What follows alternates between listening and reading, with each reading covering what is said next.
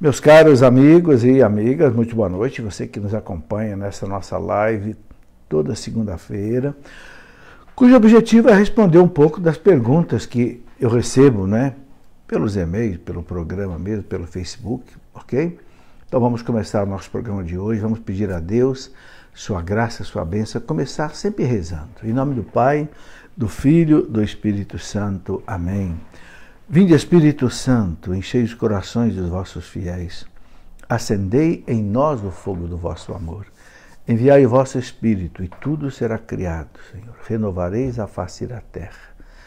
Oremos, ó Deus, que instruíste os corações dos vossos fiéis com a luz do Espírito Santo. Fazei que apreciemos retamente todas as coisas, segundo o mesmo Espírito, e gozamos sempre da sua consolação. Por Cristo nosso Senhor. Amém. Pedindo à Virgem Maria sua intercessão por nós todos, vocês que me acompanham, eu que vou aqui responder as perguntas para que a intercessão de Nossa Senhora nos ajude a responder tudo de acordo com aquilo que a Santa Igreja nos ensina. Ave Maria, cheia de graça, o Senhor é convosco. Bendita sois vós entre as mulheres e bendito é o fruto do vosso ventre, Jesus. Santa Maria, Mãe de Deus, rogai por nós, pecadores, agora e na hora de nossa morte. Amém. E glória ao Pai, ao Filho e ao Espírito Santo, como era no princípio, agora e sempre. Amém. São José, rogai por nós. Em nome do Pai, do Filho e do Espírito Santo. Amém. Muito boa noite, meus amigos e minhas amigas. Estou vendo aí já vários entrando na nossa conversa. Ivan, Farias, Miriam, Berenice, sejam bem-vindos. Então, o objetivo nosso é responder as perguntas, né, que vão chegando. Pode mandar sua pergunta ao vivo, que eu tenho como recebê-las aqui. E eu já tenho aqui algumas perguntas que já chegaram, né, por antecedência. Então, vamos começar. O José Ítalo diz assim: professor, qual oração que o senhor faz ou nos recomenda para fazermos antes de estudar? Ô José Ítalo, uma vez eu li que São Tomás de Aquino tinha uma oração que ele rezava antes de começar seus estudos, mas eu não me lembro agora desta oração, não me lembro qual é essa oração, nem onde que está.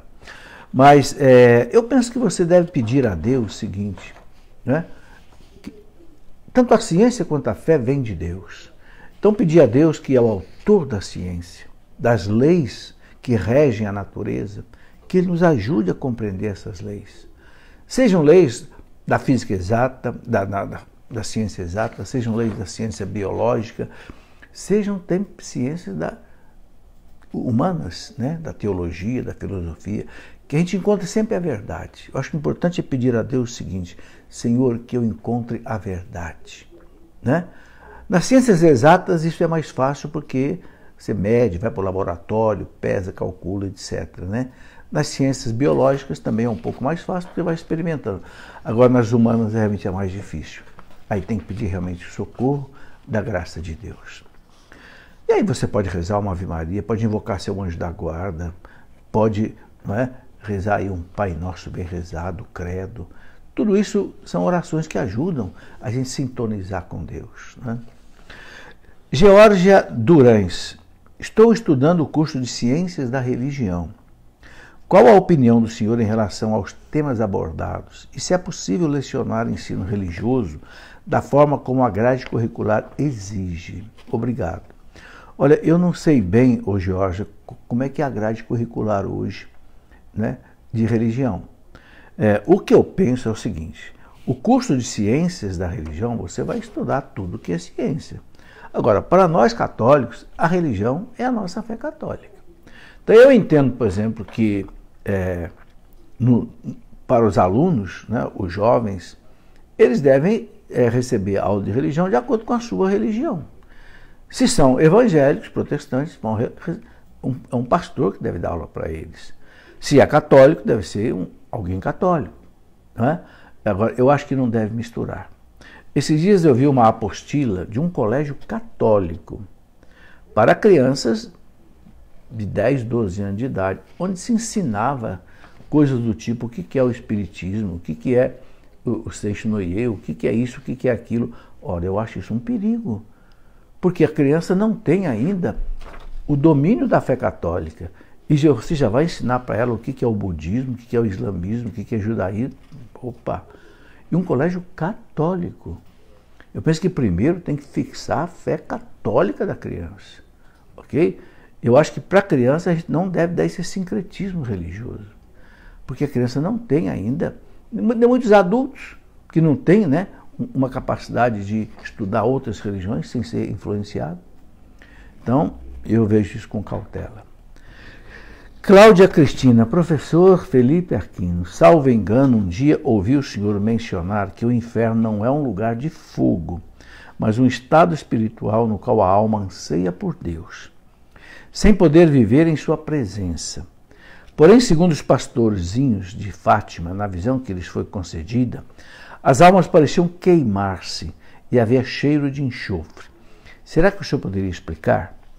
Bom, veja bem, eu tive um diretor espiritual que era Dom Estevão Bittencourt, um homem extraordinário, um homem santo, um homem douto, um homem sábio, monge beneditino, morreu com mais de 80 anos de idade, escreveu a revista Pergunte e Responderemos durante 50 anos, uma coisa maravilhosa. Dom Estevão Bittencourt é que quando fala do inferno, ele fala: o inferno não é um lugar de fogo, de tridente, não. Ele fala: o inferno é a frustração absoluta de quem perdeu a Deus para sempre por própria culpa. Ok? Ele deixa bem claro, não é Deus que empurra ninguém para o inferno, a pessoa se isola de Deus. Ok? Agora, por que essas visões da Idade Média, também dos pastorinhos, é um jeito, eu diria assim, plástico, né, de mostrar o que é o inferno. De uma maneira assim, um tanto quanto figurada. Porque, veja bem, quem é que vai para o inferno? Não é o corpo ficou na terra, sepultado. O que vai para o inferno é a alma. A alma é espiritual. A alma não tem matéria, então a alma não pode queimar com esse fogo da terra. Nem no purgatório, nem no inferno. Entendeu? A alma não pode sentir cheiro de enxofre, porque a alma não tem nariz, não tem cérebro, não tem. Então essas coisas, né, de fogo, de enxofre, diz Dom Estevão Bittencourt, que é um homem erudito, teólogo, que foi inclusive assessor teológico de Dom Eugênio Salles, cardeal do Rio de Janeiro. Ele fala: a dor, o fogo que queima, né, todas essas maneiras de mostrar o horror do inferno, é mostrar assim, a frustração da alma que foi criada para Deus e por culpa própria perdeu Deus. É isso que ele coloca, ok? O Catecismo da Igreja, quando fala do inferno, lá pelo parágrafo 1000, mais ou menos, ele não fala dessas coisas, de enxofre e tal. Ele fala um local realmente de sofrimento da alma. Mônica Ricardo Grigio. Professor, eu posso considerar a oração uma forma de caridade? Eu penso que sim. Caridade é você fazer o bem.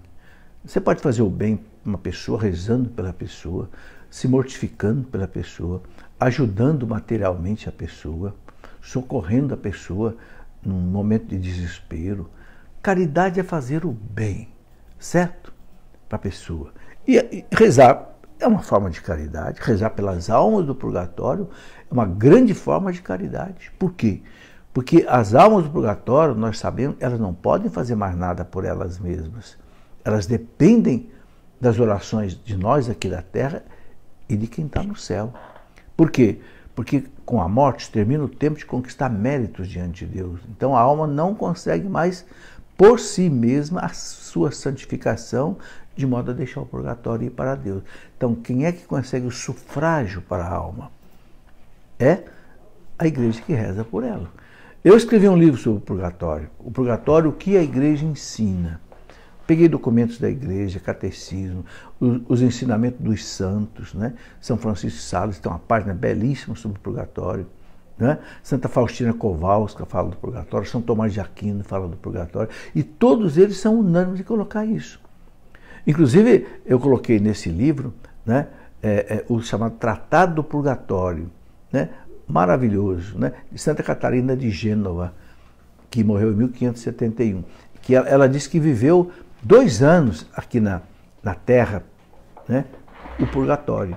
Então, esse livro, O Purgatório que a Igreja Ensina, né, eu coloco aí a caridade que é nós rezarmos pelas almas do purgatório. Por isso, meus irmãos, é que em todas as missas tem um momento que a Igreja oferece o sacrifício de Cristo pelas almas do purgatório, o chamado momento dos mortos, ok? Qualquer das formas de oração eucarística. Rafaela Nogueira, no que se baseia a filosofia? Porque os padres têm que estudar a filosofia se a filosofia é baseada na razão. Exatamente por isso, ô Mônica, porque a Igreja valoriza a razão e a fé. O Papa João Paulo II, a última encíclica dele foi exatamente isso, Fides et Ratio, ou seja, a fé e a razão. A fé ilumina a razão e a razão ajuda a compreender a fé. Na Idade Média surgiu a famosa escolástica. O que era a escolástica? A escolástica, lá por volta do ano 1000, 1100, 1200, os grandes santos doutores da Igreja, como Santo Alberto Magno, Santo Anselmo, Santo Tomás de Aquino, aplicavam a razão, os argumentos da filosofia, para compreender melhor a fé. Por exemplo, Santo Tomás de Aquino, quando ele fala, por exemplo, da existência de Deus, ele mostra aquelas 5 vias da existência de Deus, né? Rapidamente eu vou colocar aqui. O que é essas 5 vias? Por exemplo, existe o belo, né? Existe o belo mais belo, etc. Então, existe o belo que é o superior de todos. Esse belo é Deus.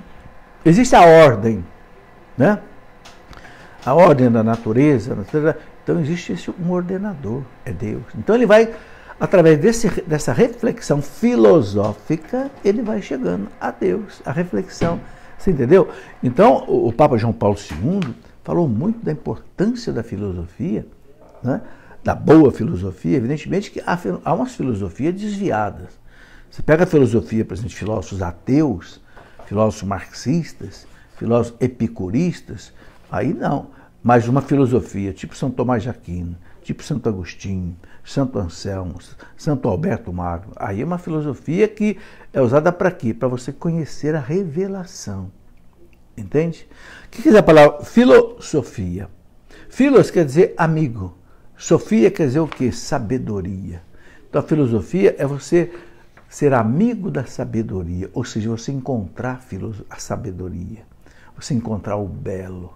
Entende? Por isso que, e outra coisa, a filosofia, ela ajuda você ela ensina você a pensar, ensina você a argumentar. Por isso que os filósofos são todos cheios de argumentos, tal. Às vezes argumentos, né? Existe até sofismas, né? Os famosos filósofos gregos sofismas que defendiam uma causa com mentiras, com falcatruas. Mas a boa filosofia é muito importante. A boa filosofia, por isso que os padres estudam filosofia, para unir a fé com a razão. Porque o Papa João Paulo II fala no documento dele, Fides et Ratio, que se a pessoa fica só na razão, ela torna racionalista, ateu materialista. Mas se fica só na fé, fica fideísta. Ou seja, às vezes cai num fanatismo. A razão ajuda a fé a não enlouquecer, não virar fanática. João Paulo fala isso. Não podemos cair no biblicismo. A pessoa só pega a Bíblia, a Bíblia. Não, a Bíblia tem que ser lida com a ajuda das ciências, da filosofia, etc. Tal, né? Muito bem. Demóstenes Girelli, professor, como saber qual o nosso anjo da guarda? Qual o nosso anjo da guarda? Somos nós mesmos que o elegemos?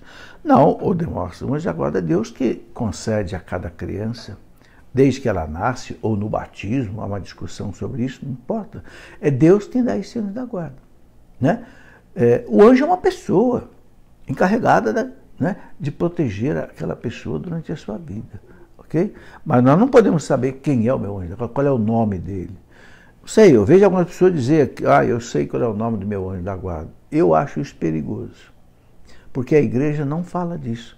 A igreja só cita o nome de 3 anjos, 3 arcanjos, né? Miguel, Rafael e Gabriel. Não fala de nenhum outro nome de anjo. Então eu acho arriscado a gente ficar colocando o nome, não sei se por por algum motivo a pessoa teve uma revelação que veio de Deus e revelou o nome do anjo, eu não vou dizer que está errado, mas eu penso que tem que haver discernimento sério sobre isso. Edmar Pereira, professor, sei que devemos obediência à CNBB, Conferência Nacional dos Bispos do Brasil, certo? Mas o que fazer se a CNBB estiver aliada a pautas comunistas? O Edmar, veja bem, a CNBB não é um órgão deliberativo. Não, ou seja, a CNBB ela não dá ordem para os bispos, não. Cada bispo ele obedece diretamente ao Papa. Só o Papa pode dar uma ordem para um bispo. A CNBB é um colegiado dos bispos. Evidentemente, ali tem muitas coisas boas, tem documentos bons da CNBB. Agora, quando a CNBB fala alguma coisa que não é estritamente de fé e de costumes, a gente pode discordar. Não é um ato de desobediência. Né? Se, por exemplo, a CNBB falar, olha, politicamente é assim, assim, assim, você não concorda, não tem problema, você não está cometendo nenhum erro. Ok? Se dá uma orientação que não é puramente religiosa. Agora, assim mesmo, tudo que emana da CNBB ou de qualquer colegiado tem que estar de acordo com o catecismo da igreja, que foi aprovado pelo Papa João Paulo II e todos os bispos do mundo. Então, e outra coisa, quando se trata de economia, arte, política, música, ciência, a CNBB não tem, vamos dizer assim, infalibilidade sobre isso. Não tem. Você pode concordar ou pode discordar. Agora, o que eu acho que nós não devemos fazer é ficar batendo na CNBB. Por quê? A CNBB são 400 bispos. E ali, entre eles mesmos, nós sabemos disso, tem bispo de todas as linhas. Tem bispo que é de uma linha de esquerda, mais socialista, e tem bispo que é uma linha mais de direita. Se a gente bate na CNBB, nós estamos batendo em todo mundo, então não está certo. Sabe, outra coisa, a CNBB é um órgão importante, né? Eu gosto muito da posição do Dom Rifan, quando ele fala da CNBB. A CNBB é um órgão importante, tanto é que tem coisas que o Vaticano passa para a CNBB decidir no país, tá certo? Então nós devemos respeito à CNBB. Agora, não é obrigado a aceitar exatamente tudo que está ali, certo? E inclusive Dom Rifan, quando ele fala para os seus irmãos bispos, ele fala, vamos fazer uma reflexão sobre as coisas que os leigos estão dizendo. No pronunciamento dele ele coloca isso. Então, em princípio, nós temos que respeitar os nossos bispos, são os apóstolos do Senhor, mesmo que a gente não concorde com alguma posição, discorde, mas discorde discretamente. Bom, é uma opinião minha, né? Aqui nós temos a pergunta agora do Clair Pritz.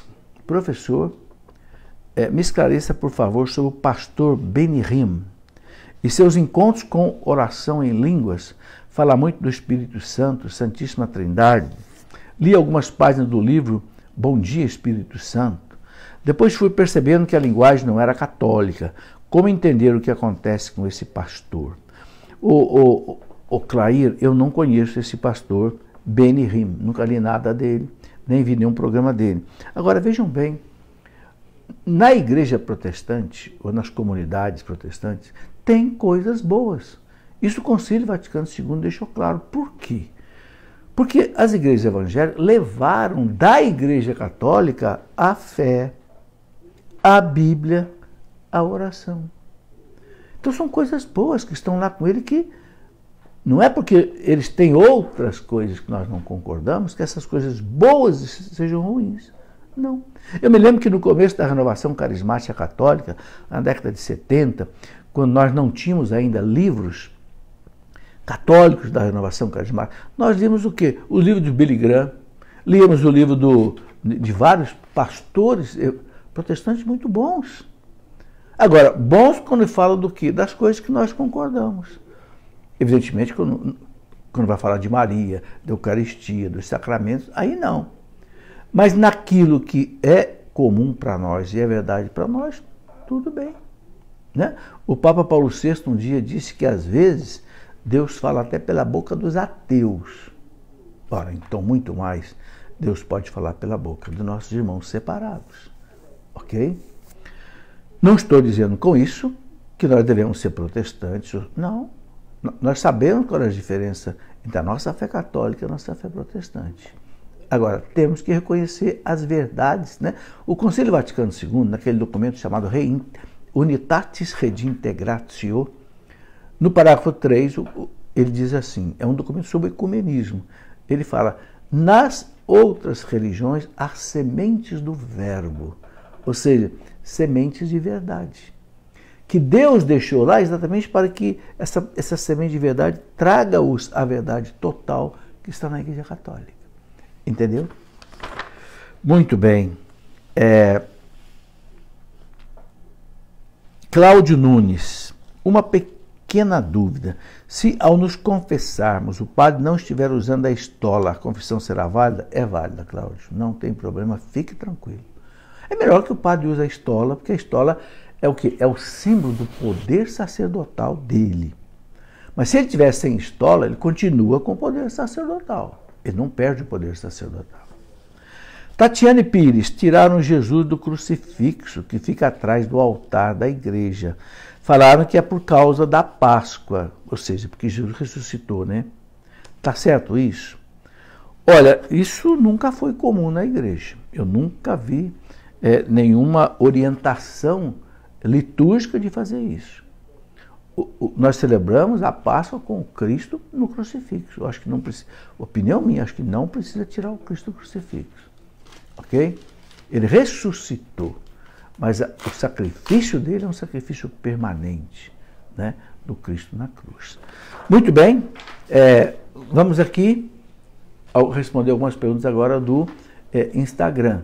Até agora eu respondi as perguntas que vieram pelo Facebook. Estou aqui com as duas conexões ligadas, tá? Então, pergunta que veio do Instagram. Flore pergunta o seguinte, seus livros estão disponíveis onde? Flore, estão disponíveis no site loja.cleofas.com.br loja.cleofas.com.br, ok? E você pode telefonar. O telefone é 12, o prefixo 12, 3152 6566, 6566, fácil de guardar. 3152 6566, qualquer pessoa ali vai te atender, vai te orientar na aquisição desses livros, ok? Tata Simões, ou Tata Simões, como iniciar um adulto na fé cristã quando ele não teve qualquer tipo de ensinamento católico? Tata, é a catequese. Qual é a catequese básica que a gente deve dar para um adulto? Começa pelo querigma. O que é o querigma? A palavra querigma em grego quer dizer o grito. O grito é esse: Cristo é o Salvador. Cristo é o único Salvador. Por que Cristo é o único Salvador? Porque só Cristo pagou a justiça divina, o preço do perdão dos nossos pecados, para que a humanidade inteira não se perdesse. Ok? Quando os apóstolos pregavam o Evangelho pelo mundo inteiro, o que eles pregavam? Cristo ressuscitou. Vocês mataram Cristo, mas Cristo ressuscitou. Com a sua morte, ele pagou o preço dos nossos pecados. A morte do homem velho aconteceu com a morte do Cristo no batismo e ressuscitou. Então, a catequese para o adulto tem que seguir o credo. Ok? Depois os sacramentos, depois os mandamentos e a oração. Esses são os 4 pontos básicos de qualquer boa catequese. A Igreja sempre ensinou isso. Ensine os 12 artigos do credo. Creio em Deus. Quem é Deus? Deus é um Espírito perfeitíssimo, eterno, Criador do céu e da terra. Quem é Deus? Aí o catecismo vai te explicar isso. Né? Creio em Deus Pai, Todo-Poderoso, Criador de todas as coisas visíveis. Então Deus criou o céu, a terra, o homem, a mulher. E aí vai. Entendeu? Então, desdobra o credo. O catecismo, quase que a metade do catecismo para desdobrar o credo. Depois você pode usar os sacramentos, porque os sacramentos são as vias da salvação que o Cristo deixou da sua morte e ressurreição. Batismo, crisma, confissão, Eucaristia, unção dos enfermos, matrimônio e a ordem. Depois os mandamentos, ou seja, a moral católica. Como viver como católico, né? Já que você crê em Deus, celebra Deus na liturgia dos sacramentos, então como é que você vive como cristão? São os mandamentos, a moral católica. E aí você reza. Quem crê, quem celebra, quem vive como cristão, reza, né? A igreja fala que são os 4 lex. Lex em latim quer dizer lei, né? O lex credente, aquilo que eu creio. O lex celebrandi, aquilo que eu celebro, os sacramentos.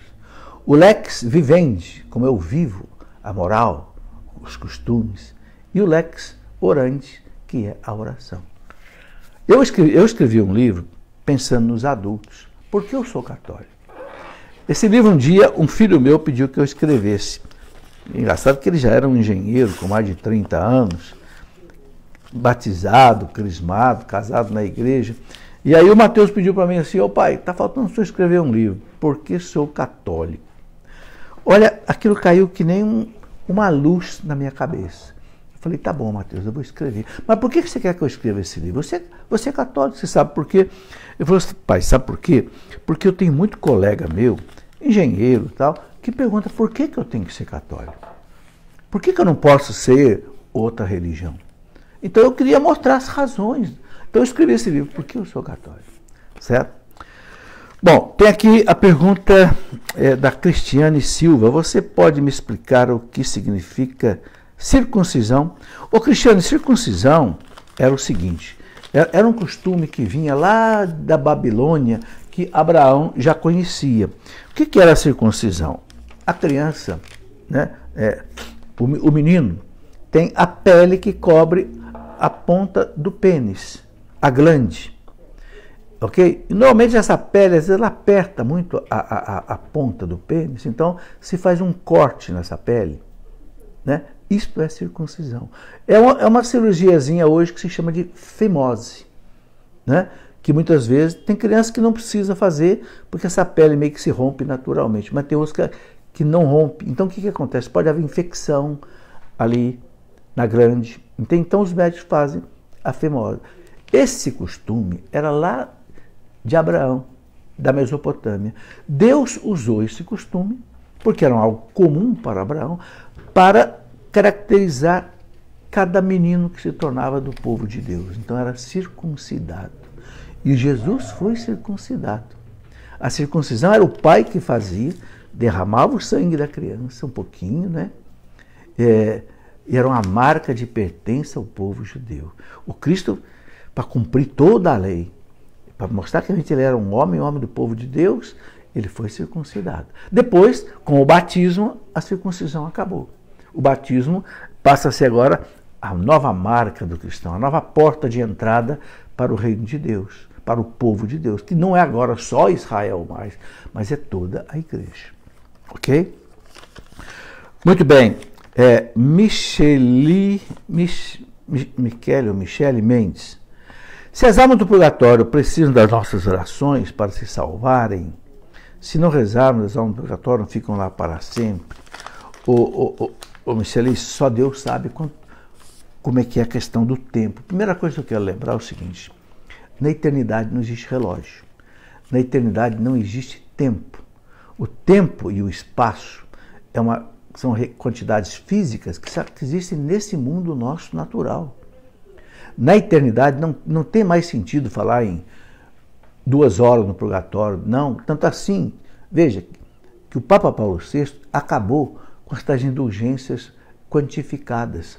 Antigamente, antes do Concílio Vaticano II, antes da Constituição Apostólica do Papa Paulo VI, né, que ele aprovou em 1967, falava-se assim: se você fizer isso pela alma do purgatório, você ganha 300 dias de indulgência.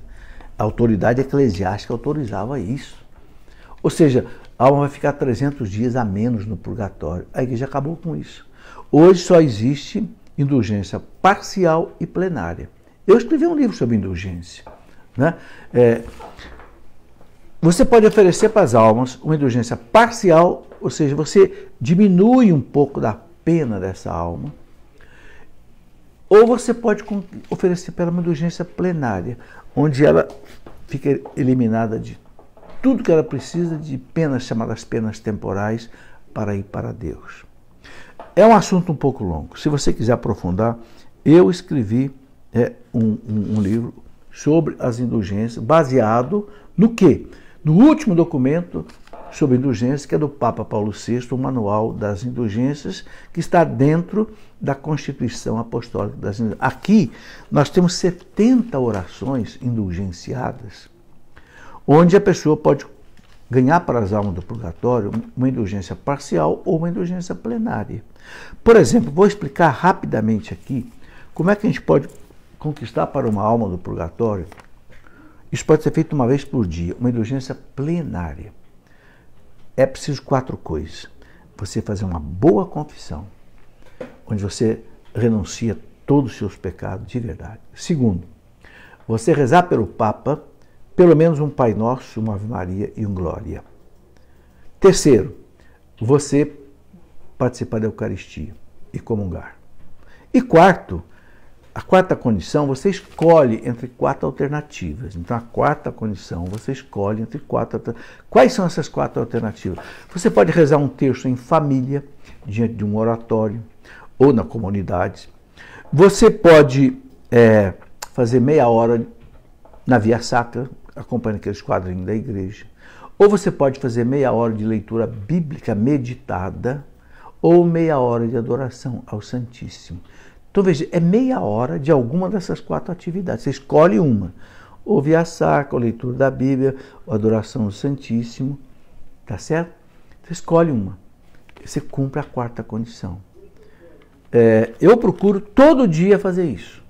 Por quê? Porque eu me confesso sempre. Eu vou à missa todo dia.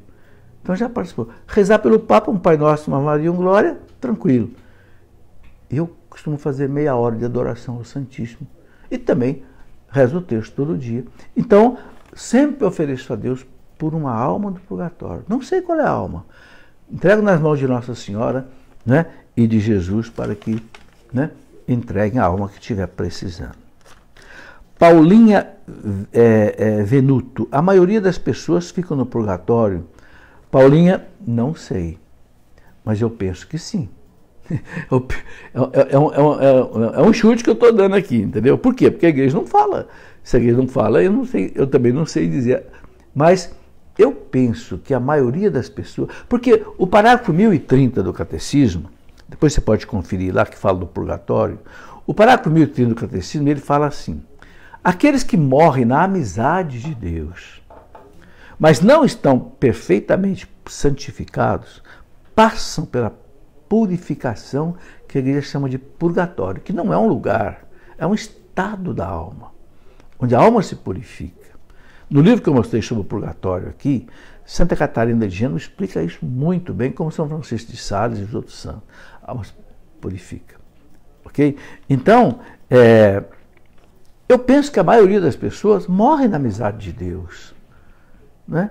Mas não morre 100% purificada. Né?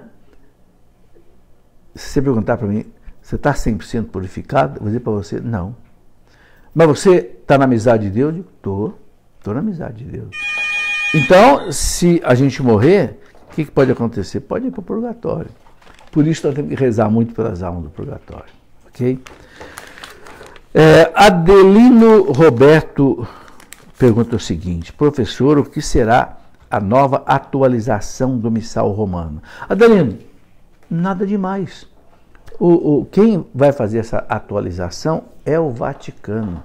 O Vaticano tem uma sagrada congregação, né, da disciplina dos sacramentos. É a sagrada congregação que vai fazer o Missal Romano. Já fez.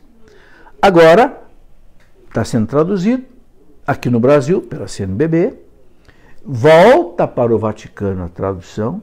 Se o Vaticano aprovar a tradução, vai ser aplicado. Então, andaram fazendo aí uns barulhos de que o missal vai ser deformado. Não, pelo amor de Deus, nada disso. Temos que confiar na nossa igreja. É o Vaticano que fez o missal, atualizou o missal. De vez em quando, O Papa atualiza o missal. Quem é que aprova o missal? É o Papa. Ok? Então atualiza o missal, tem que ser traduzido em cada língua, volta para o Vaticano para que o Vaticano possa atualizar, possa aprovar. Bom, estou aqui com mais perguntas, agora voltamos para o Facebook, tá? Mas o pessoal do Instagram acompanha aí também. José Roberto Correia, o que fazer quando somos questionados em nossa fé pelos protestantes? É melhor silenciar? O diálogo às vezes se torna difícil, pois eles baseiam somente no que está na Bíblia, desconsideram a tradição da igreja e também o magistério da igreja. Ô Zé Roberto, é isso mesmo. Olha, vou ser sincero, eu não discuto com o protestante. Por quê? Porque as nossas premissas são diferentes. Eles falam, mas isso não está na Bíblia. Mas para nós, a revelação de Deus não é só a Bíblia. É a Bíblia e a tradição sagrada. Olha, ainda o evangelho da missa de hoje, que é de João 14, 21 até 26, o evangelho de hoje da missa, o que Jesus fala ali? Fala para os apóstolos. Quando vier o Paráclito, o Espírito da verdade, ensinar-vos-á toda a verdade. Ensinar-vos-á, ou seja, no futuro. Jesus diz, o Espírito Santo vai lembrar a vocês tudo o que eu disse. São João termina o evangelho dele dizendo o quê? Lá no capítulo 21 e no capítulo 20, no finalzinho dos dois, São João fala assim, se fosse escrever tudo que Jesus disse e fez, o mundo inteiro seria pequeno para conter todas as obras.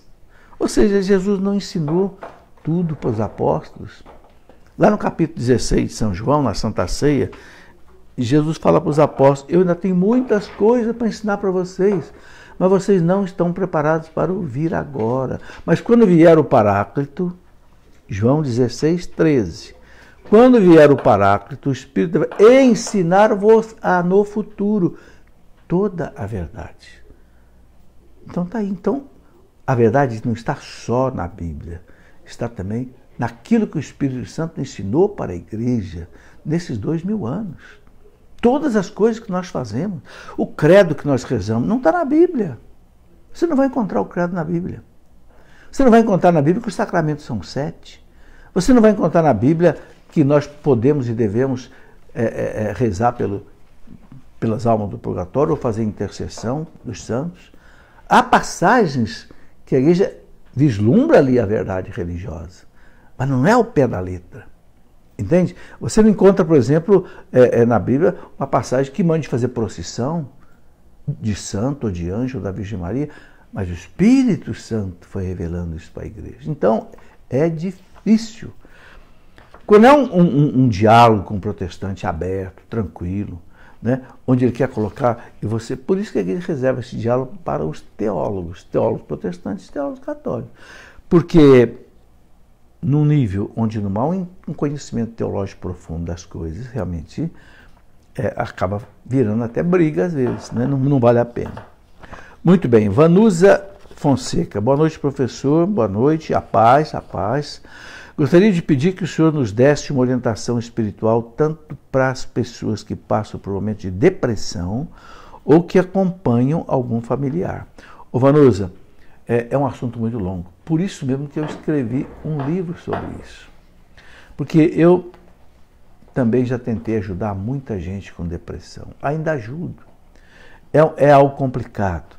Então, a depressão, a pessoa precisa primeiro não deixar o tratamento médico. Escrevi esse livro, A Luta contra a Depressão. Esse livro aqui, né, A Luta contra a Depressão, foi o que eu aprendi em vários livros sobre depressão e também no aspecto espiritual. Então, a depressão ela precisa ser tratada de maneira natural e sobrenatural. Natural é o médico, é o psiquiatra, é o remédio. Tem que tomar. Tem que tomar. O livro do Eclesiástico, no capítulo 38, fala bem claro. O médico é um homem de Deus. O remédio Deus nos deu para a nossa cura. Né? O Eclesiástico, pode conferir lá depois, no capítulo 38 do Eclesiástico. Nós devemos procurar o médico e tomar o remédio. E rezar. Ok?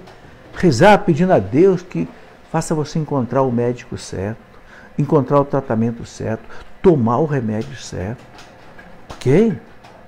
E também você viver na fé, né? Entregar-se nas mãos de Deus. Sabe, nesse livro aqui, eu vou pegar o finalzinho dele, que eu coloco um resumo das coisas que eu acho importante a pessoa viver, quem está em depressão. Por exemplo, primeira coisa, Jesus Cristo é médico das almas, recorra a Ele. Segundo, viva no Espírito Santo, né? Ele nos socorre. Terceiro, perdoe a todas as pessoas, não guarde ódio, rancor de ninguém, né? Renove sua mente com a palavra de Deus, leia a palavra de Deus, medite, né? Tenha uma imagem sadia de você mesmo, né? Enfim, depois você saia de você, procure ajudar os outros. Eu conheci uma pessoa, conheço ainda, aqui na minha cidade, que ela tinha uma depressão tremenda. Ela contou isso para mim. Como é que ela venceu a depressão? Fazendo caridade para os pobres. Todo final de semana dela livre, ela ia nos asilos dos velhinhos, fazia um bolo, levava para o asilo, dava banho nos velhinhos, cuidava, conversava, brincava. Ela me disse, isso faz 20 anos que eu faço isso. Ela me diz, acabou minha depressão. Por quê? Porque quando você sai de você, ajuda o outro, você esquece do seu problema. Muitas vezes a depressão vem porque a pessoa fica enterrada dentro dela, só pensando no problema dela. Saia de você. Fazer o bem faz bem, a caridade faz bem, né? Então, tem muitas coisas, né, que a gente pode ajudar a meditar. Esse livro aqui eu tenho recebido, eu digo com simplicidade, eu tenho recebido aqui, repare que na capa desse livro eu coloquei uma ovelhinha no ombro de Jesus, né? Aí, pedir a Jesus a sua graça para vencer esse problema que eu sei que é muito difícil. Bem, Geórgio Muniz. Boa noite, professor. Muito boa noite, Geórgio. Da outra vez eu lhe fiz uma pergunta, mas parece que não deu tempo do senhor responder. A pergunta é, uma pessoa canhota pode fazer o sinal da cruz com a mão esquerda? Eu me lembro de ter respondido essa pergunta. Não sei quando foi, se foi aqui. Talvez não tenha sido aqui. Porque eu respondo na televisão, outras vezes. Veja, a pessoa canhota pode fazer o sinal da cruz com a mão esquerda. Não existe um documento da igreja que proíba fazer com a mão esquerda. Por que se faz com a mão esquerda? Porque a maioria das pessoas é destra, né? E está escrito, Jesus está sentado à direita do Pai, né? Porque a direita, na antiguidade, era o lugar de honra, abaixo do rei, né? A direita era o mais importante. Então ficou à direita aí, com esse simbolismo. Mas não tem um documento da igreja que diga a pessoa canhota não pode fazer o sinal da cruz com a mão esquerda. Pelo menos eu não conheço. Se não tem uma proibição, é que sinal de que pode. Toninho Mota, o senhor tem livro do Código de Direito Canônico? Ô Toninho, o Código de Direito Canônico é esse documento aqui, está aqui na minha mão.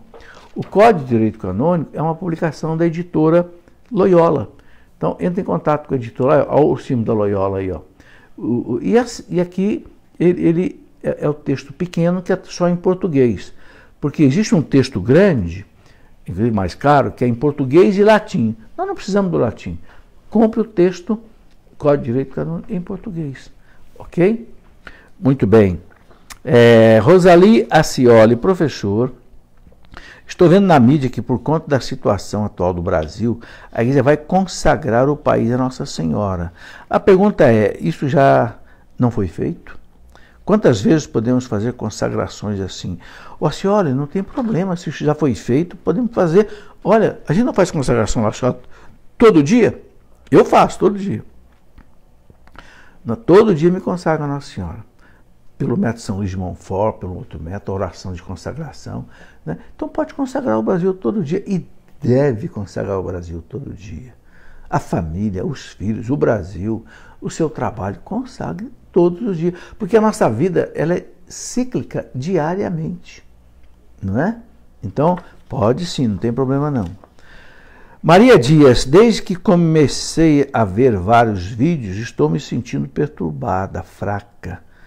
E até penso que é impossível conseguir chegar no céu. Por favor, me oriente. Ô Maria Dias, vou te falar uma coisa. Se você assistir um vídeo, começou a fazer mal para você, para de assistir.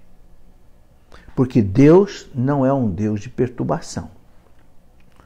Se você começa a ler um livro, eu começo a ler um livro, faz mal para mim, encosto. Entendeu?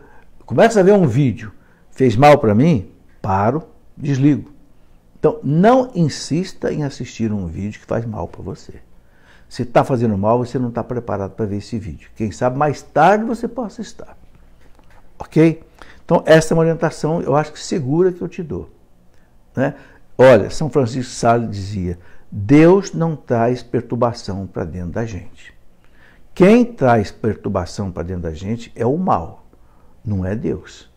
Então, desliga o vídeo se estiver fazendo mal para você. E fé em Deus. Né? Deus é um Deus de esperança, Deus é um Deus de paz. Ok? Li Fernandes, professor, os corpos incorruptos de alguns santos são preservados de forma natural? Sim, Li, alguns são. A igreja não tem dúvida, Santa Rita de Cássia, né? Tem muitos santos, nossa, Santa Catarina Labouré, né? Os corpos estão incorruptos da medalha milagrosa. Né? A igreja não tem dúvida que tem muitos corpos que estão incorruptos mesmo. Não houve assim, embalsamento, não houve tratamento químico, realmente abriram, né, o caixão e a pessoa está ali inteira. Às vezes o corpo inteiro incorrupto, às vezes uma parte. Por exemplo, Santa Teresa d'Ávila, ficou incorrupto dela o coração. Olha que o coração é muito fácil de corromper, porque é carne, né? O coração e um braço. E se eu vi essas duas relíquias lá, né, na cidade onde tá Santa Teresa está sepultada, na Espanha. Um sinal que Deus deixou. O coração, porque é uma mulher que amava a Deus. E o braço, porque é uma mulher que trabalhou muito pela igreja. Né? Santo Antônio de Pádua ficou, né, a língua dele e a faringe, porque era o doutor da igreja, o doutor do evangelho, pregou até para o Papa. Então Deus deixou esse sinal. Deise Van Leite, nós sabemos que os anjos não podem se reproduzir. E em Gênesis 6 fala que os anjos tomaram mulheres humanas e tiveram filhos. Tem como explicar? Essa explicação ela é complicada. Né? Você está perfeitamente certo. Anjo não reproduz porque ele não tem corpo. Então essa cultura de que algumas mulheres tinham cópula com o demônio e nasciam, né, essas, não sei, bruxas, não sei o quê, isso não é verdade. É uma cultura que não conhecia ainda bem a realidade espiritual e material. Ok? Então, não se pode interpretar ao pé da letra esse texto de jeito nenhum. Ok? De que anjos, né, tiveram relações com mulheres e etc. A igreja não interpreta isso ao pé da letra. Pode haver influência demoníaca, né? Mas não a pessoa ser gerada, né, os chamados íncubos, né, que era considerado assim. Isso era uma mentalidade errada que existia na Idade Média. Muito bem, o que mais? Instagram, mais algumas respostas a perguntas que vieram pelo Instagram. Deixa eu tomar só um pouco d'água para refrescar a garganta.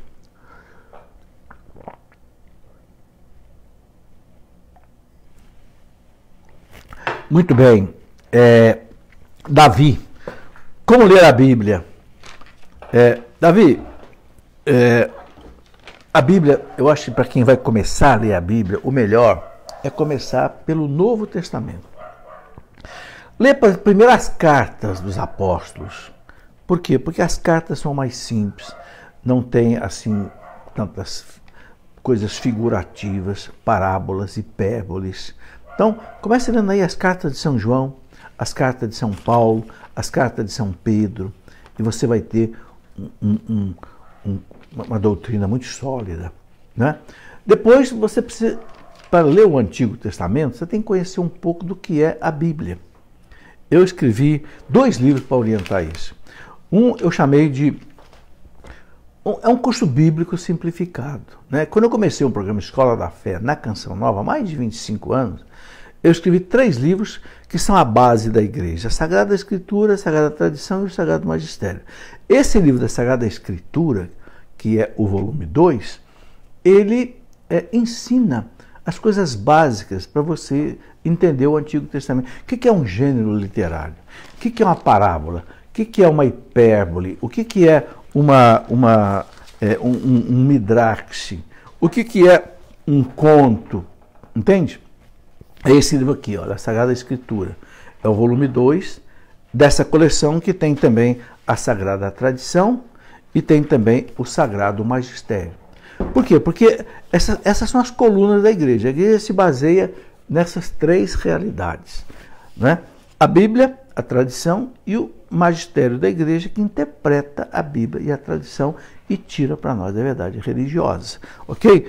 E eu escrevi um livrinho. Eu tenho uma coleção de pequenos livros que eu chamei de coleção Formação Católica. É uma quantidade grande de livrinhos. Eu vou até mostrar outros títulos aqui, para quem tiver interesse. Esse aqui, Como Ler a Bíblia. Olha aqui. Então é um livrinho fininho, é um opúsculo, né? Ele tem aqui poucas páginas, 60 páginas, pequeno, né? Por exemplo, um outro livro, Como Entender o Apocalipse, né? Um outro, por exemplo, tudo sobre a Bíblia. Como entender as páginas difíceis do Antigo Testamento, por exemplo, como entender a questão do dilúvio, como entender a questão das 10 pragas do Egito, como entender a Arca de Noé. Depois, outros tipos de problemas. Por que venerar as relíquias? É uma coleção inteira. Por que os católicos veneram imagens? Certo?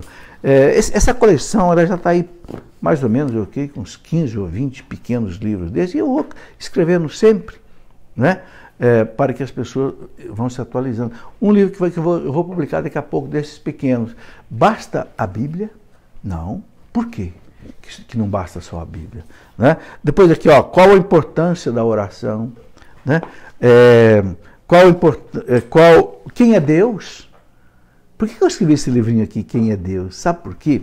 Porque um dia eu li que foi feita uma pesquisa no mundo inteiro para que as pessoas fizessem uma pergunta. Qual é a pergunta que você mais gostaria de ver respondida? Sabe qual é a pergunta que no mundo inteiro ganhou o primeiro lugar? Quem é Deus? Falei, então tem que escrever um livrinho respondendo essa pergunta, né? É um pouco de ousadia, mas não é aquilo que eu quero ensinar, é aquilo que a igreja quer ensinar. Você sabe o que foram as cruzadas?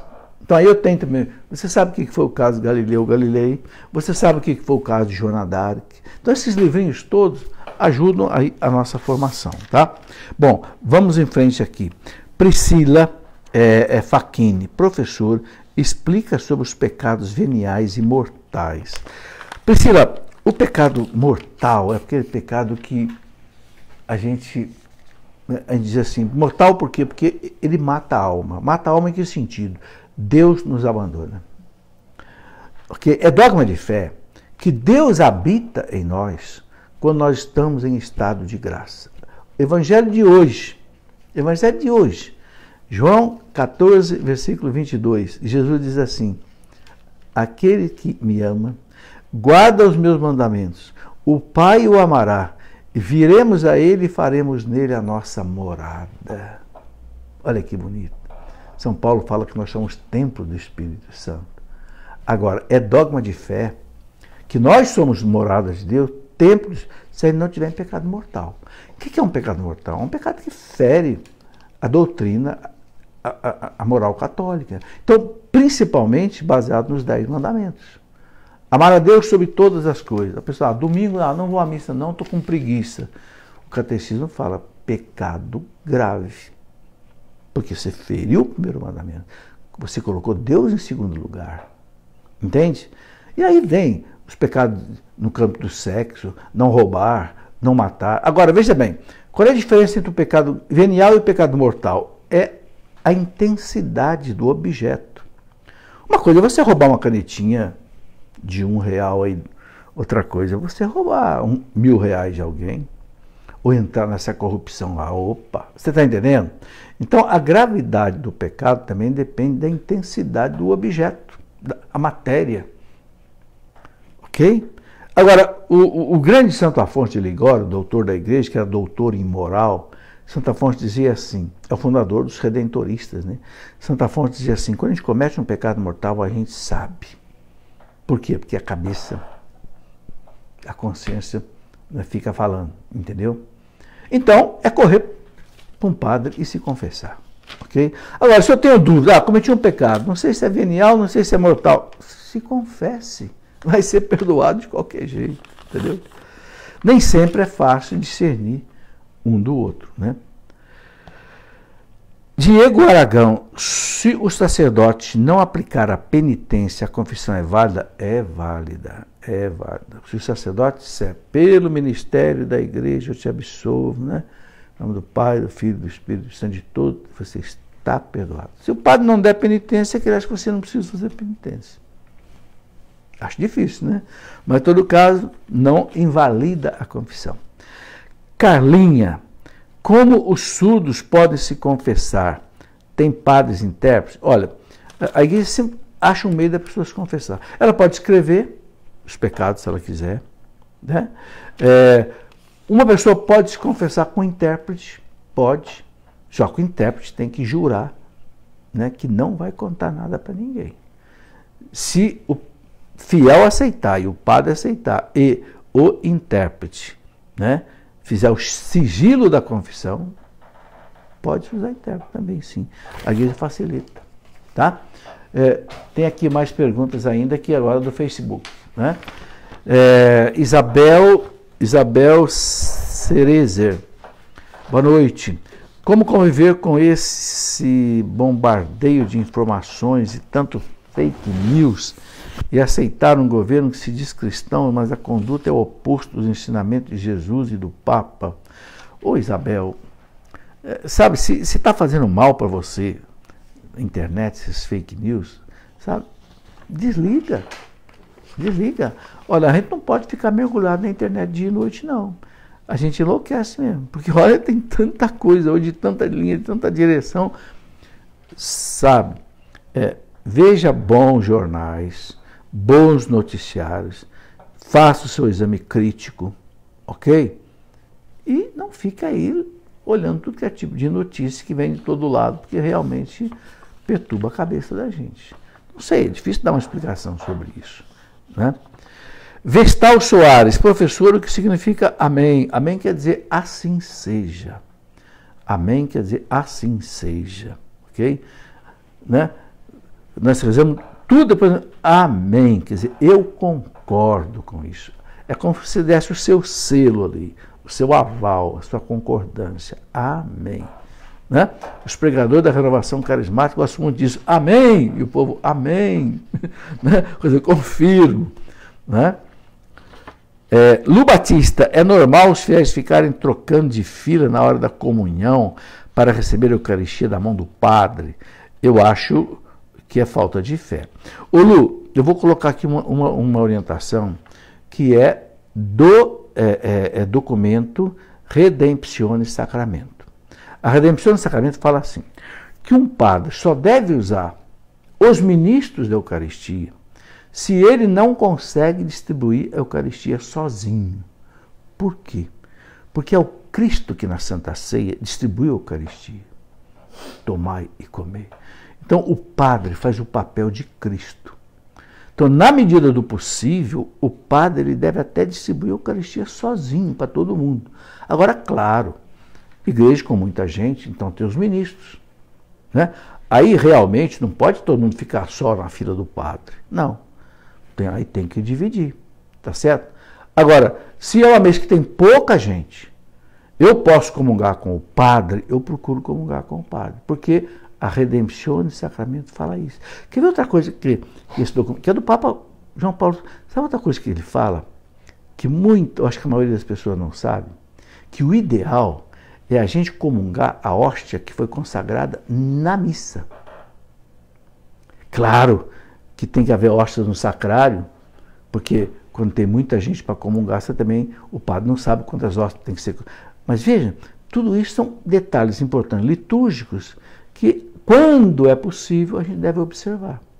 Agora, realmente, né, trocar de fila simplesmente porque acha que a comunhão vai ser diferente, é o sinal que diz, não a presença real de Cristo, que é diferente se eu receber a Eucaristia de um ministro ou receber a Eucaristia da mão do sacerdote.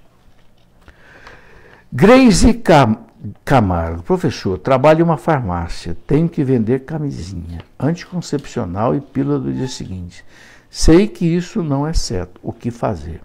Ô Grace, na medida do possível, peça para o seu chefe te dispensar disso. Ok? Não é você que está vendendo aquele produto, é o dono da farmácia que está vendendo aquele produto. Se você não vender aquele produto, uma outra pessoa vai vender. Agora, para você ficar mais tranquilo com a tua consciência, peça para o chefe. Entende? E se você puder até orientar a pessoa, também pode ser feito. Agora, é uma coisa complicada. Por quê? Porque você depende desse emprego para viver. Ok? Se for possível trocar de emprego para você, não sei, não se submeter a isso, amém. Mas isso é questão do mal menor. Entende? Como esse produto vai ser vendido por alguém, entendeu? Você precisa desse emprego. O chefe não te dispensa disso. Você talvez tenha que fazer isso. Por causa da sua família. Né? Bom, Elisvaldo Suriano Rodrigues, professor. Essa orientação que eu acabei de dar, eu li num dos artigos do Dom Estevão Bittencourt. Um dia perguntaram para ele assim, uma mulher, eu posso trabalhar num motel como cozinheira? Ele disse, pode. Pode. Não é você que está promovendo prostituição nem adultério no motel. Você está fazendo papel de cozinheira. Se você puder mudar de emprego, mude. Mas se você não pode mudar de emprego, até você não puder mudar de emprego, você fica aí para você manter a sua família. Orientação do Dom Estevão Bittencourt, me lembro muito bem. Bom, Elisvaldo Suriano, professor, tem uns 15 anos que eu penso em ir para a Canção Nova para ser padre, mas nunca fui. Agora estou querendo casar. Posso perder a eternidade por causa disso? Mas a vontade de ir para a Canção Nova ainda continua. O Elisvaldo não tem que ir para o inferno por causa disso. A gente tem que acertar a vocação da gente. Qual é a sua vocação? É ser celibatário, ser padre ou casar? Primeiro você tem que decidir isso. Entende?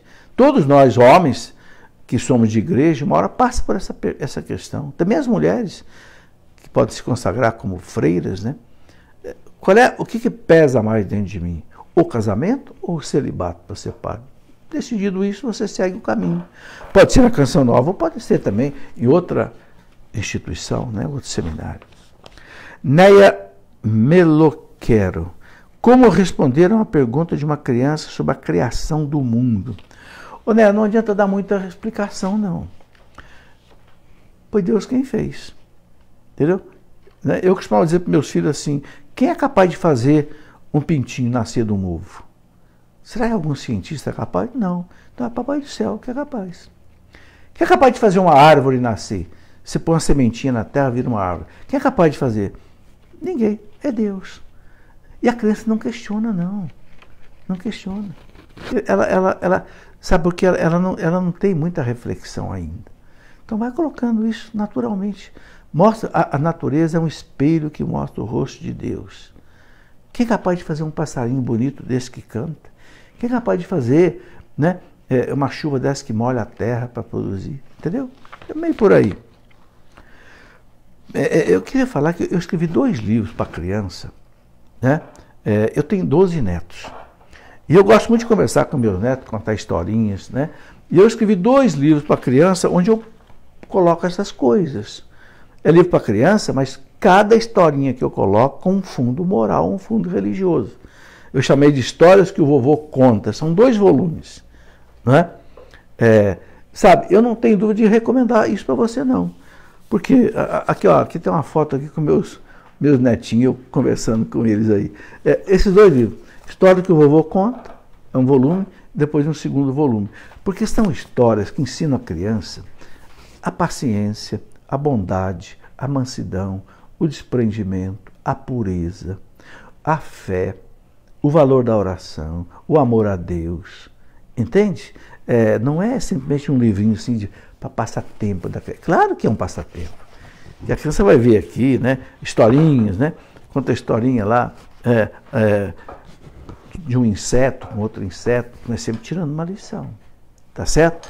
Muito bem. O que mais nós temos aqui? Pedro Miguel, queria saber como me abrir aos dons carismáticos do Espírito Santo e como exercê-los, mesmo sendo um adolescente de 16 anos. Será que é possível? Ô Pedro Miguel,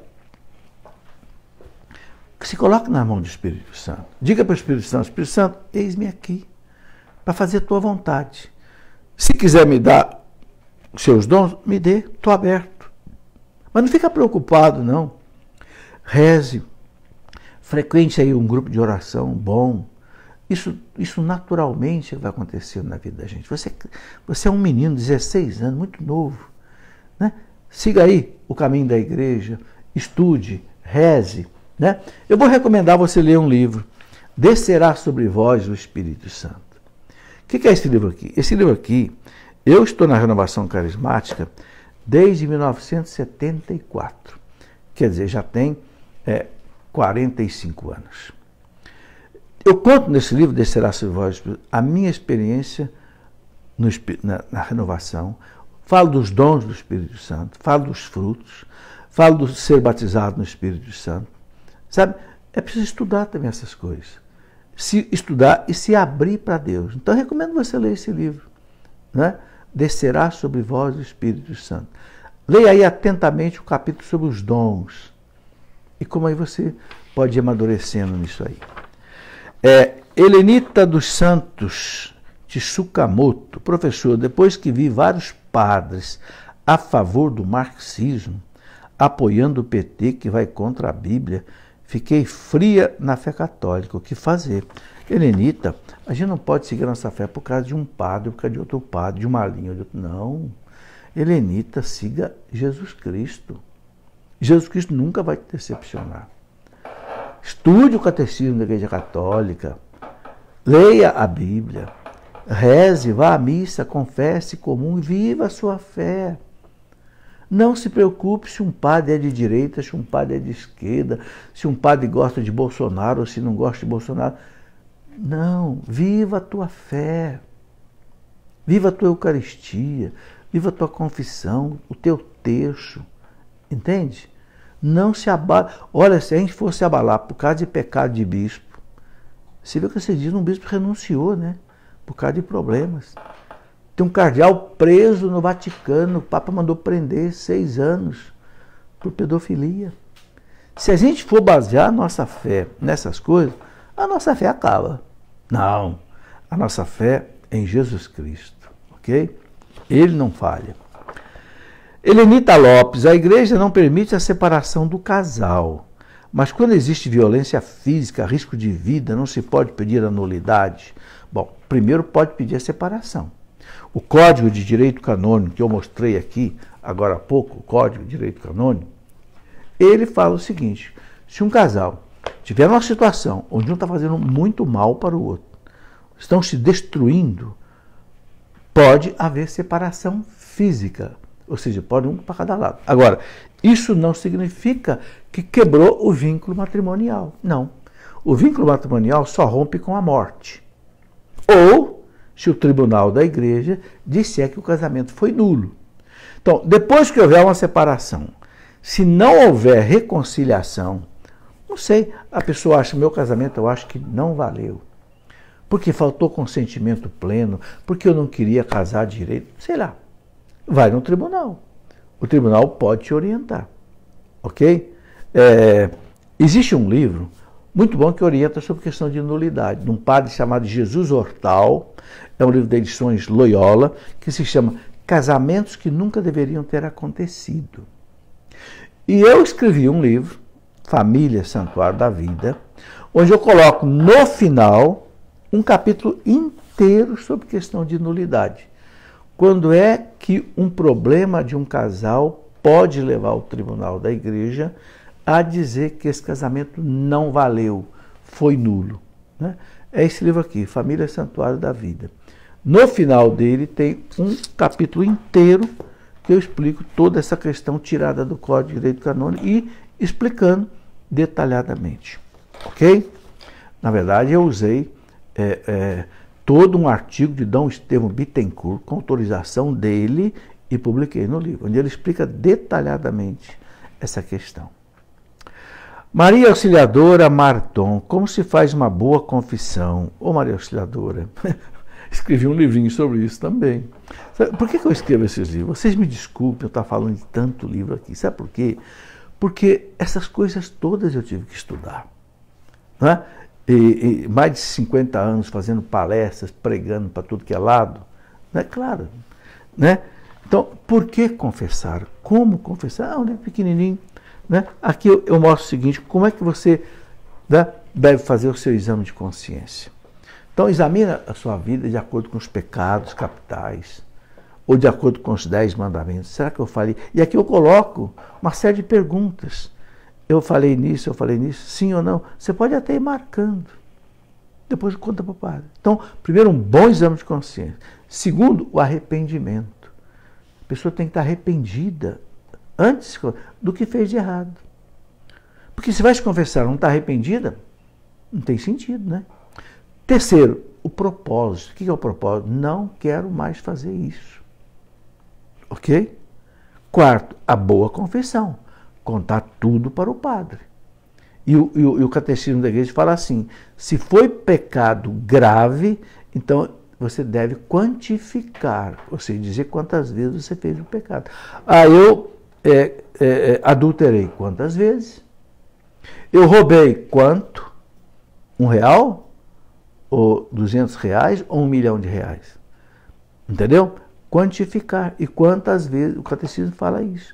Então, um bom exame de consciência, arrependimento, o propósito de não querer fazer mais isso, né? Confessar, não esconder nada. O importante é isso, não esconder nada. Não tenha medo, conta tudo. O padre tem um segredo da confissão, ele não pode contar nada para ninguém. Né? Não pode fazer igual aquele jeito que for lá para o padre e disse, padre, eu roubei uma corda. Tá bom, meu filho, devolva a corda. Ah, padre, mas atrás da corda tinha um burro, atrás do burro tinha uma carroça, atrás da carroça estava cheio de milho, e o cara foi dizer para o padre que roubou uma corda. Quer dizer, pode enganar o padre, mas não engana Deus. Isso chama-se sacrilégio. Um pecado contra o sacramento. A profanação, isso é sério. Então, é melhor não confessar do que na confissão esconder alguma coisa de propósito. Se a gente esquece, não tem problema. A igreja ensina que até o pecado que a gente esqueceu, se não foi por má fé, por dolo, a confissão perdoa. Porque o padre fala, eu te perdoo de todos os teus pecados. Se eu esqueci, não confessei, porque esqueci, não tem problema, tá? Agora, por isso que o exame de consciência é importante, para que a gente não esqueça. Bom, Alexandre Citadino, será que a tradição é maior que a Bíblia? Olha, foi a tradição que montou a Bíblia, ok? Não tem sentido falar qual é que é maior, mas quem foi que compôs a Bíblia? Quem foi que selecionou os 72 livros da Bíblia? Sabe quantos evangelhos a igreja não deixou entrar na Bíblia? 80! 80 evangelhos a igreja não deixou entrar na Bíblia. Por quê? Porque eram falsos. Quem é que fez essa apuração, essa seleção? A tradição da igreja. Então, quem berçou a Bíblia foi a tradição. Ok? Então, não se pode acreditar na Bíblia sem acreditar na tradição. Os concílios da igreja, lá dentro tem o Santo Agostinho, Cartago 3, Cartago 4, foi que foram selecionando quais livros eram ou não inspirados pelo Espírito Santo. E todo mundo respeita isso. Os protestantes retiraram 7 livros, mas não introduziram nenhum que a igreja retirou. Por quê? Porque a tradição foi quem fez. Então, as duas são importantes. Não tem sentido falar qual é que é mais importante, qual é que é menos importante. Agora, uma não pode ficar separada da outra. O documento da igreja chamado Dei Verbum, do Concílio Vaticano II, diz assim: dessas 3 colunas da igreja, tradição, Bíblia e magistério, se você tirar uma delas, as outras perdem a sua consistência. Ok? Está na Dei Verbum do Concílio Vaticano II.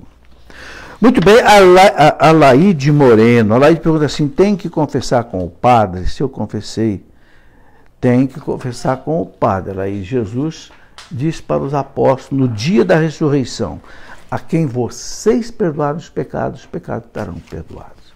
Olha, seria muito fácil para a igreja se Jesus tivesse falado diferente. Aí os padres não tinham que ficar aí horas e horas no confessionário. Mas Jesus mandou, a igreja obedece. Ok? A quem vocês perdoaram os pecados estarão perdoados. Jesus não falou, a quem se confessar lá diante do sacrário estará perdoado. Não, a quem vocês perdoaram os pecados. Cristo quer distribuir o perdão dele através da igreja, dos sacerdotes. Meus irmãos, vamos parar por aqui, não é? Já são 8:45, mais de 1 hora de programa, 1 hora e 45 minutos. Eu quero só concluir, deixando aqui alguns recados. Primeira coisa, né? Nós recebemos muitas perguntas que ainda não foram respondidas, né? Mas participe aí novamente na semana que vem, segunda-feira, se Deus quiser, a gente vai continuar respondendo. Não dá tempo, nem que eu fique aqui a noite inteira, eu não dou conta, né? Depois, eu quero lembrar que eu tenho na Canção Nova 3 programas. Amanhã, terça-feira, meio-dia, Trocando Ideias. Quarta-feira, 16 horas, Pergunte e Responderemos. E na quinta-feira, a Escola da Fé, às 21 horas. Todos os programas ao vivo pela TV Canção Nova, tá? Repito, os livros nossos, quem quiser adquirir, temos o site loja.cleofas.com.br. Se você tem dificuldade para fazer a sua compra virtual, telefone, né? Telefone lá, o Rafael vai te atender, outra pessoa vai te atender, o 12-3152-6566, tá certo? Eu quero aconselhar você também a estudar teologia. Eu tenho no meu site, cleofas.com.br, um curso de teologia. Se você quiser conhecer esse curso de teologia, para leigos, não tem diploma. Não vou dar diploma para ninguém. É um curso de teologia para você aprender teologia. Para você. Não é para você ser professor de faculdade, não. Tem lá no meu site, Cleofas, tem uma janelinha lá que está escrito assim, Escola da Fé Online. Ok? Você entra ali, clica ali, você vai ter todas as informações sobre esse curso de teologia. Agora eu estou dando a matéria que é sobre o curso bíblico. Tem história da igreja, tem sacramentos, tem escatologia, mariologia, cristologia. Agora nós estamos na Bíblia, um curso sobre a Bíblia. Ok? Estamos, inclusive, analisando agora as cartas de São Paulo, uma por uma, né? E vamos chegar aí até o Apocalipse. Bom, muito obrigado a vocês que me acompanharam até agora, certo? Vocês pelo Facebook, vocês pelo Instagram.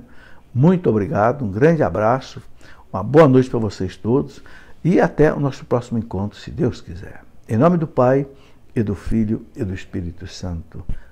Amém.